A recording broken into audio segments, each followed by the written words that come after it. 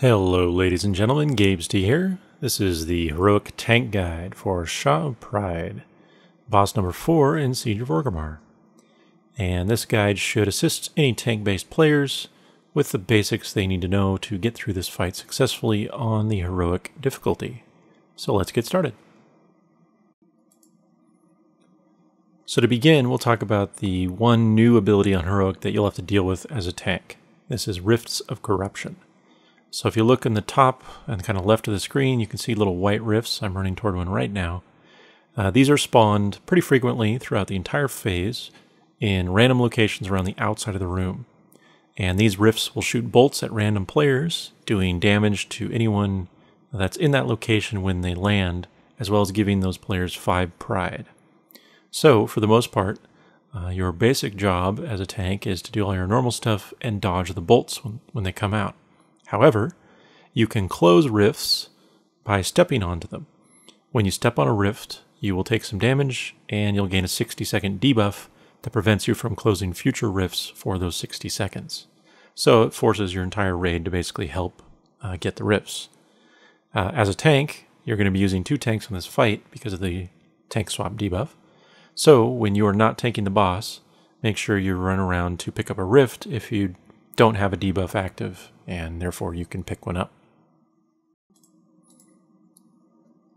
Another big consideration for tanks is a mechanic that exists on normal, but is important on heroic, which is the reflection adds. So of course these spawn when the boss uses self-reflection on the raid, and depending on your raid's general positions and decision will dictate of course where they spawn and how easy they are to gather.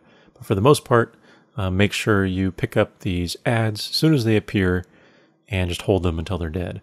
They have very low health and they don't do much damage at all, so for the most part, as a tank, you should be able to solo the entire group as long as you have threat on them and they're off the DPS players. Just like all other raid members, make sure you're not near the reflections when they pop up because you'll gain pride if they spawn on top of you.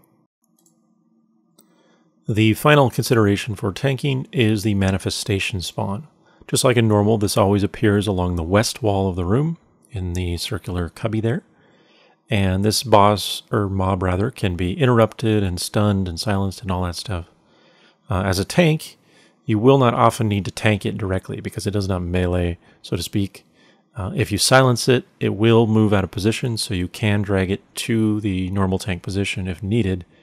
But generally speaking, it's a better idea for your DPS to just burn it down quickly. So as long as your raid does not require it, you should not need to directly tank that mob and instead only use your own interrupts or stuns if you're not on the boss at the time to help out the DPS with it. So that covers it really. That is the Heroic Tank Guide for Shah of Pride. As always, good luck and thanks for watching.